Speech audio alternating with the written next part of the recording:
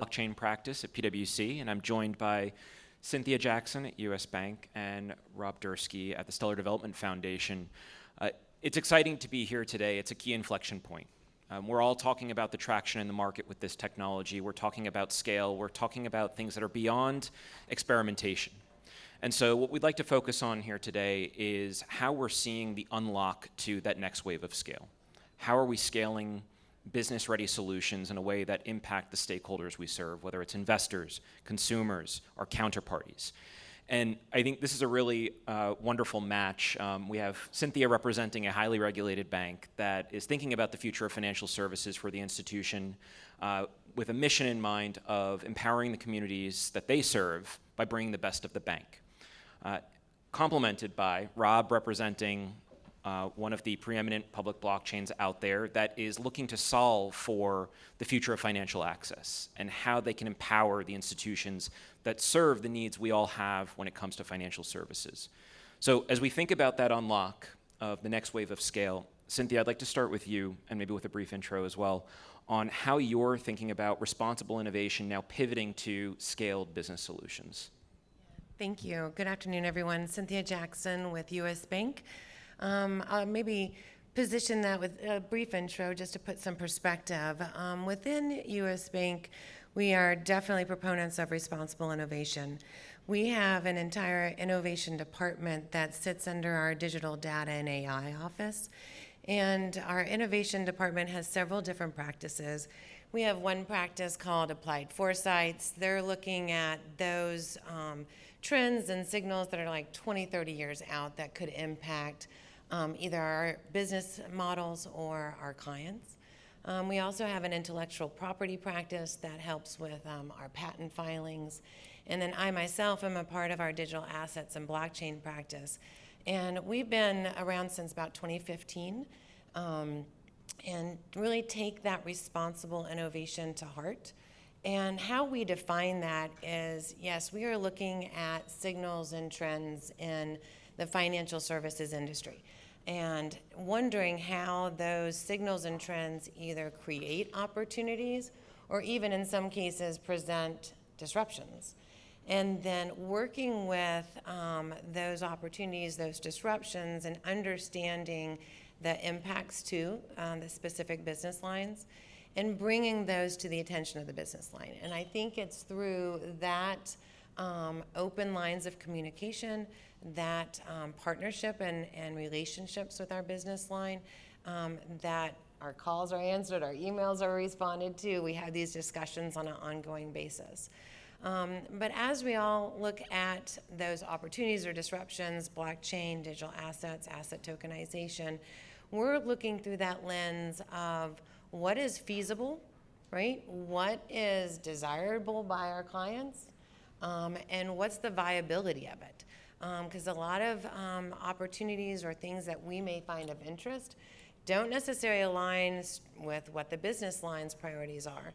And so making sure we've got that alignment, making sure that we understand what's on their radar, what's on their roadmap, when, and being able to make those suggestions of when they need to pivot, or maybe they need to reprioritize, and being that trusted source backed up with the signals and trends that we're seeing from the industry. And I think that's helped serve us very well, even over the past several years with SAB 121, which was quite a burr in my saddle. I'm sure some of the other institutions' saddles as well. But now that we're in a post-SAB 121 and a new reality of a SAB 122 world, really being able to leverage the work we've done in innovation and exploration of how asset tokenization, how blockchain and digital assets, cryptocurrency included, can impact our business lines, has really brought new breath of fresh air and new enthusiasm from the business line. So maybe on that point around contextualization for the business and the products that you offer to the market, Rob, maybe you can comment on how you're seeing institutions that Stellar's already working with make that pivot, right? And how are they working around some of the traditional blockers that we've seen? How are they realizing some of the impact to bottom line that resonates, again, across stakeholders, customers, investors, the regulators, everyone that needs to have a seat at the table to understand the impact of this technology? Sure, happy to. Delighted to be here with you guys. And before and between everyone in front of us and lunch, last time was drinks, so I think between lunch is probably better, I guess. So not as sleepy. Yeah, so I'm Rob Dursky from the Stellar Development Foundation, the foundation behind the Stellar blockchain, and with the mission of shepherding the code base and fostering our ecosystem of developers and regulated financial entities partners. Just quickly on myself, banker or former banker for 15 years, then did some consulting, short entrepreneurial phase, which with Stellar was a partner, and with Stellar roughly 5 years now, leading in space we call the regulated asset partnerships. And just a quick note, which I think kind of leads the way to your question, Kurt, is that within the Stellar Development Foundation, which is roughly 200 people, we have as many people working on DeFi as we have on regulated assets. So I think that gives a strong signal of what Stellar is about. Of course, we're very enthusiastic about the potential of DeFi and actually the merger or the overlap of those two, let's say, big disciplines, the regulated assets, securities, and stable coins and CBDCs, but also how we need to be cognizant that it's not all the same thing, right? And we shouldn't necessarily mix the stations here. So I think to your point, I think part of what we do to help and to a certain extent learn, because we were not born with the answers to the financial institutions, is to try to go back to the why. I think that was discussed on the previous panel. Cynthia gave some thoughts about that on the U.S. Bank perspective. I think we're past the phase of the does this work or not, right? Like we have different technologies for different use cases, but all the way from permission chains to public ecosystem, there are different grades of risk reward for your use case. So I think the way we're working now with banks, exchanges, asset managers is let's set the goal up front before just jumping into POCs or press releases or whatever it could be. And that just helps track performance, right? And then make a small project turn into a big project. So I think, connecting the project with business goals and business OKRs is very important. And the other point is, let's make sure we've gone through your due diligence ahead of time, right? Like, let's not push this faster than it should be, because otherwise it's just kind of a bomb about to blow if we try to skip an internal compliance or whatever process, and then when we're about to launch, somebody's like, I have a question, and I've been waiting to ask this for a year. So I think that's the other thing we want to make sure that we share, or our audit, our history of being a Six Sigma ledger for 11 years and things of that nature, to make sure all the key concerns overcome before we jump into building something together. So Cynthia, coming back to you and the experience at the bank has obviously been one of the institutions that has been in the game for a long time. Obviously, years ago, having the experience with digital asset custody, and of course now exploring other use cases. What has the bank learned about how to take this technology that is an ecosystem technology and contextualize it for a highly regulated enterprise? Because one of the things that we see so many institutions get stuck with is this is the first tech that you can't completely control in terms of customizing for your enterprise environment, right? You are dealing with an ecosystem tech. So how do you think about the way that you structure it internally? How do you put governance around it? How do you think about risk and controls in a way that accelerates what the business wants to do? I really like that you bring up that it's an ecosystem. We have long since had the position within the digital assets and blockchain practice that this is not a feature that we're working with. This is not a product that we're working with, that this is truly an ecosystem. And when thinking about it, having that mindset has allowed for us to look across the enterprise on where the impacts could be. And I think that it brings it to really being able to educate and we say education, but it really is about, conceptualizing it, starting with senior leadership. So if we see an opportunity, we'll take it to the actual business line owner or the product owner, and educate that individual on what we're seeing, signals, trends.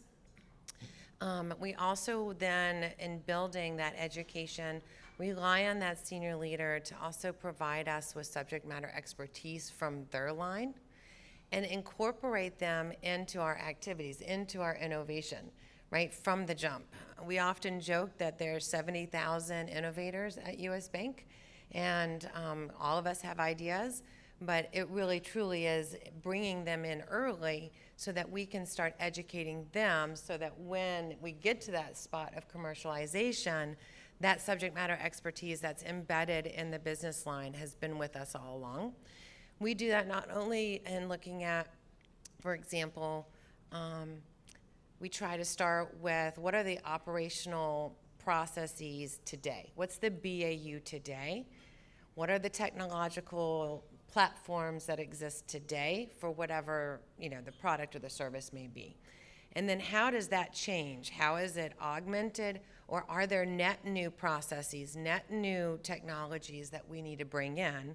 And then rely on that subject matter expertise from the business line to know back to feasibility, back to viability, how much of a lift is this? Because that can also impact our timelines. But we do that not just with the business line, but we do that also with risk and compliance. With US Bank, we are highly regulated, but we're also just have a mature and well-established risk framework. So oftentimes I think there's this idea, maybe not so much at US Bank, maybe at other institutions, where you can just lift and shift, right? Just lift and shift your existing control framework and you're off to the races. But I don't think that's the right way. We still have to account for the nuances of digital assets, the nuances of blockchain, simplistic of them all, like the pseudo-anonymity. So you can't just lift and shift your KYC AML controls and be done. You've got to really account for those nuances with blockchain analytics, for example. So I think bringing legal and risk involved, bringing our subject matter experts from the business line involved, bringing the technology partners involved, having that foundation of what exists today versus what's going to change has helped us in our success. And maybe riffing off of the partnership theme too. So Rob, with the examples of how Stellar has partnered with institutions, and we as PwC have seen Stellar do this well, how are you helping the ecosystem come together? Because one of the questions we often get is, okay, I understand I need this menagerie of capabilities that's powered by blockchain. How do I stitch it together? Right? And so where do you start? And again, then how do you realize value across each of the parties that are trying to coordinate around a business outcome? This, I think, was and still is a learning process for us in the sense of understanding the value chain for specific use cases in the financial services space. I think capital markets, and I think, I'm sure actually Mike was here before talking about Benji. So I think money market funds specifically is a value chain that we've been working on for 3-4 years now, and we had to understand all the nuances of the players that play on the traditional finance role, so we kind of think what would be the equivalent on the Web3 version, right? So I think that part was a bit of us doing our homework before engaging the ecosystem in a sense of figuring out what players do we need. So Stellar as a public chain where any innovator or developer can come and build still needs to engage with a lot of private entities to build infrastructure for those more open-ended use cases. So I think Ripple was here earlier today talking about Ripple Custody, which is a private solution which we are a partner because our public chain offers that as a private solution to our ecosystem members. And that so forth is with other partners that are here. Taurus is here and other great colleagues in the sense of us understanding what are their roles on the value chain and how that is, to the extent as possible, off the shelf for grabs for those regulated entities, and at least 2 or more options, right? Because they're going to have to do their own due diligence. So I, without getting to each of the, I think, boxes in the value chain, I think we try to check each of them. I think key ones: compliance, KYC, transaction monitoring, custody, and just the wallet features if you're going retail, for example, in the sense of improving user experience and authentication. So I think that's the key point. Understanding the value chain, making sure that you have 2 or more options for each box of that value chain to present, on day one to those regulated entities as they are starting their journey, or maybe more later on the journey. You know, Rob, I really appreciate that perspective of, doing that kind of homework in advance. I feel like we're U.S. Bank. We are a bank.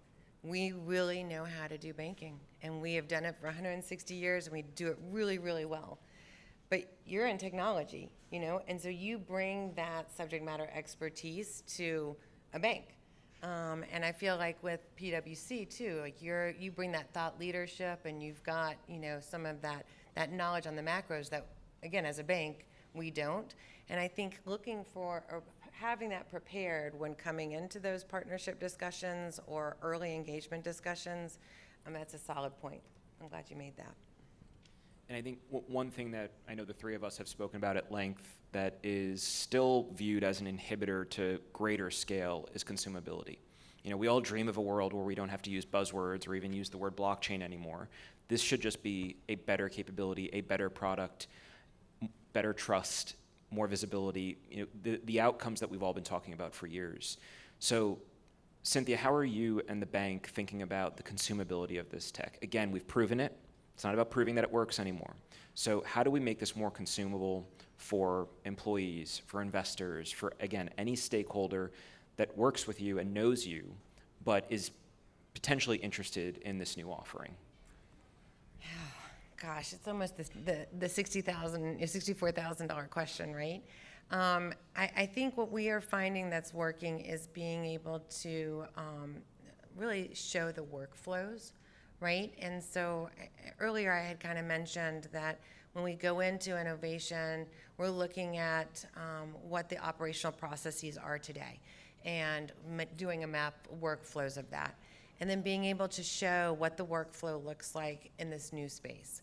That has really been able to crystallize with the business line in a faster way than any, white paper or any type of, hour-long discussion. It's really showing them that diagram and that workflow that has been able to really crystallize it for them as one example. And Rob, you and Stellar obviously being at the forefront of creating, I'll call it the wiring for this new era of financial services. How are you thinking about making it more consumable as you continue to innovate, as you continue to evolve the network and the ecosystem? I see two angles to that question. One is, as being one of the OGs in the L1 space, I think is just talking and putting up front with our engineers that despite the pipes are working awesome, the UX is not great. So just having that mindset that there's still homework to be done on our side with both retail and user experience like mobile wallets or browser wallets, and on the institutional side, it's just kind of a mindset that we need to keep within our team, which is always aim for that next step on user experience. And there's a whole wallet and user experience team within the Stellar Foundation with that, always keeping that in mind that it's something we haven't achieved yet. On the institutional partnership side, I think it's the keep small, aim big approach. And Mike was here. Benji started as a US-only, retail-only, walled garden wallet product on Stellar. That's how they started their money market fund. Today is a retail, wholesale, global, peer-to-peer, third-party custody. Like, you can see the insane roadmap that it has grown throughout, I think, 3 years Benji has been alive, and now not only on Stellar, but other blockchains. So I think that idea, they embodied that best practice, which is, of course, shareholders and the exec team is going to say, we got to, take over blockchain and get stablecoins custody, whatever the buzzword is. But I think the point is, let's find one specific use case compliance is comfortable with, launch on a safe manner, and scale gradually. And I love the Franklin Templeton example because you can trace back in time every feature that was released, carefully linked with prospectus, regulators, and all that stuff. So I would take those two separate angles. So with that, we are about 10 seconds away from lunch. So I do want to thank Cynthia and Rob for joining me today. Always appreciate your insights. Thank you.